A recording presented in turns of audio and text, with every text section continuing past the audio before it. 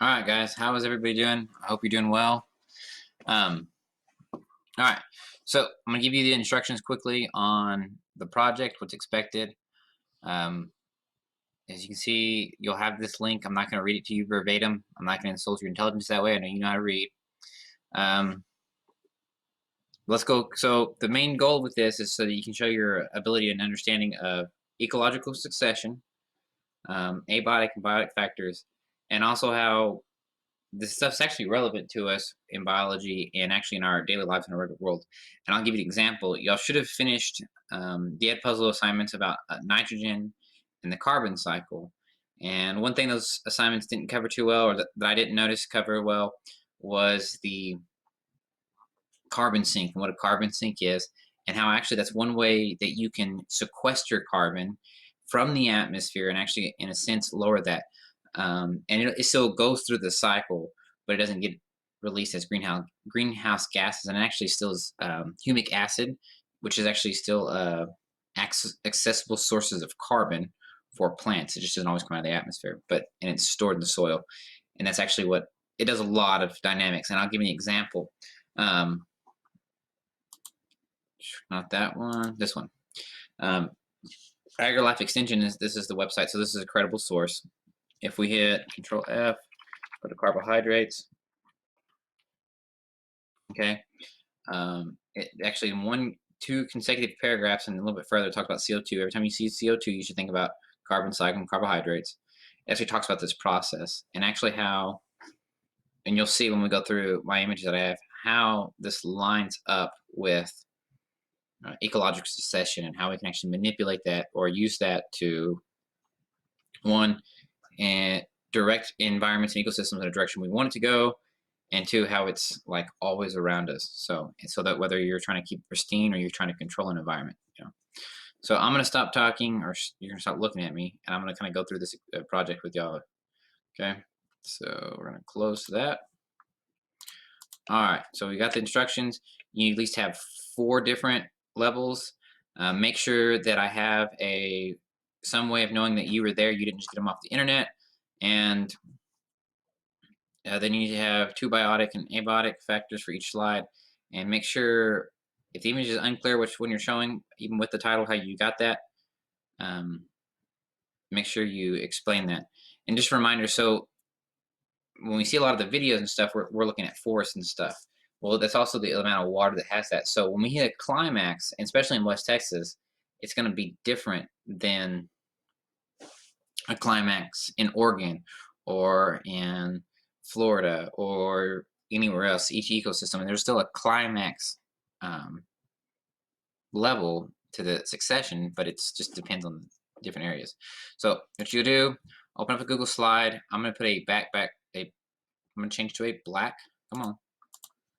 If it's gonna come on, format options. Let's go. Anyways, format. There we go. I don't want to format the text. I want to format the slide.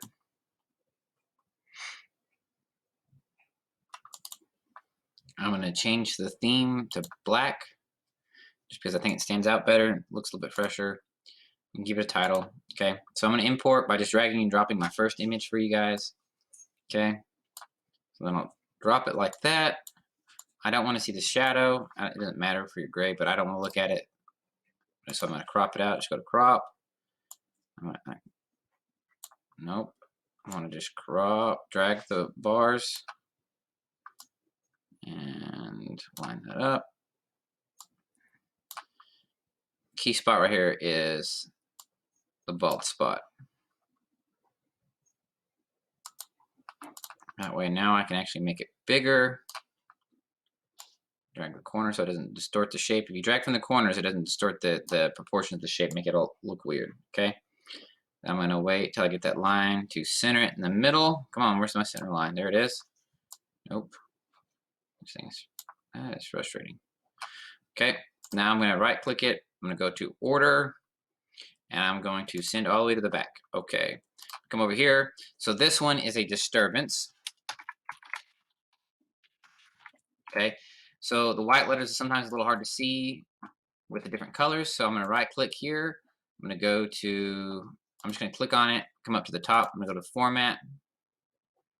Okay. I'm just going to click Format. It should change over here. Come on, Format. Click Format Options. I'm going to hit Drop Shadow. So that pops a little bit better. And then I'm going to I'm going to reduce the transparency all the way down pretty much. And I'm going to make the blur just a little bit more. Otherwise, I'm going to leave it like that. So now you can see it much better. So watch, if we turn it off and you can't see it. And that way, oh, you can really, it just kind of pops for you. I'm going to go to the next box. I'm going to change that from the gray to the white. I'm also going to give that a drop shadow. Okay. The first thing we're going to do is I'm going to do the abiotic factors. All right, and just 2 of them for each slide. So obviously the first one we can see is soil. I'll put /sand because we have some sandy soil. So, and then the second one we'll say, and you can tell if you look at it closely, what is the second one? We'll say light. You see all the shadows, so that means light's another factor. Okay, then we'll do biotic. All right, so then we got obviously the grass. Okay, so you can explain it, some things, we're just looking at one image, so we may not all see what's around, or this may be in your yard. So I don't mind if you put your pets in it, put dogs, cats, whatever. I know that there's insects back here. My daughter's been finding insects the whole time school's been out. She keeps telling me she wants a pet bug, and that's nothing I had to do with her. So yeah. Anyways, inside joke, right, guys? All right. And then lastly, so this is a disturbance, right? And this is one definitely will need a description. And so to describe this, what actually happened here is this is where there's kind of a high spot, a mound in my yard. And when I mowed this with a riding lawnmower, the lawnmower blade scalped everything. And so you can tell that that was a disturbance because it disturbed and there's no more plant life growing there anymore, right? So disturbed, we'll just put like, we'll put scalped or scraped. Oh, okay. Something simple like that. And you can you can add that in another text box, or you can leave it together. It doesn't matter either way. All right, then I'll add, okay, we'll add another slide. You know what? I'm gonna go back. I'd have done this before I added the image, but we're gonna take this, we're gonna duplicate the slide. So all the formatting that I did just a while ago with the text and everything, it's there. And then I'm gonna come back here again and I'm gonna duplicate it one more time. All right, and I'm gonna come back to this one. All right, so next we have primary succession. I know many of the times when we talk about primary and a lot of the examples and stuff you'll be shown, we'll have like rocks and volcanoes, and they'll be like, what's the first one? And people will be like lichens, moss, other single-celled organisms or smaller photosynthetic autotrophs, right? But in West Texas, we do have those are present. Usually they're present with a lot more moisture than what we have, but we still, grass, I would still consider grass as, I'm going to drop 2 images. You don't have to drop 2 images here. I would still consider grass. Bring this one to the front. Should have done this one at a time. Whatever.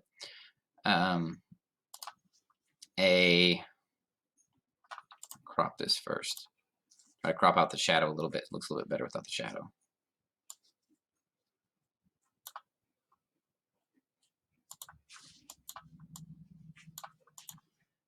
Grass and weeds. I know some of the weed shows, which actually is a good thing because we know a part of what happens when you have a disturbance is you have increased diversity. Now, sometimes, and this is something interesting to talk about, we can discuss. Sometimes you have, yeah, I like that. Okay. I'm gonna send this one to the back first because I don't want it on the very bottom. I'm gonna send it to back first. And I'm gonna send this one to back last. Okay. Anyways, so yeah, this is primary. You could argue secondary, but we're gonna call these both primary. So when we're keeping a yard, if when you get older and have your own property, if you have a yard and keep your yard, your parents, you can give your dad some tips. We talked about in the video how disturbance is actually a good thing. Well, we can actually use the lawnmower to continue to disturb and keep our grass cut to a certain level where it's continue to be more photosynthetic, taking up more carbon, healthier ground, right? And actually will choke out the weeds. A lot of your grasses, your Bermuda grasses, will choke out the weeds if you keep them cut because it gives them an advantage over other plants like weeds and stuff. Now, if I let it grow too tall, or I scalp it and cut it all down like that last image, then it gives an opportunity for the weeds to take in. So it still adds diversity. We can manipulate how we do the disturbances to actually control the outcomes that we want. That makes sense. And a lot of times you can tell if you're not properly doing something because you end up getting results that you don't want, right? Here's another one. So here's some more examples of what you could consider secondary. And I'll be honest with you, and I'll give you a little bit of slack that for West Texas, because we don't have several levels, it's kind of hard sometimes to consider what would be secondary. So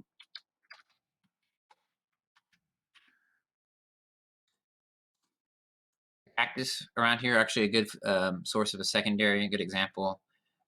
Usually because they'll take over bear grass.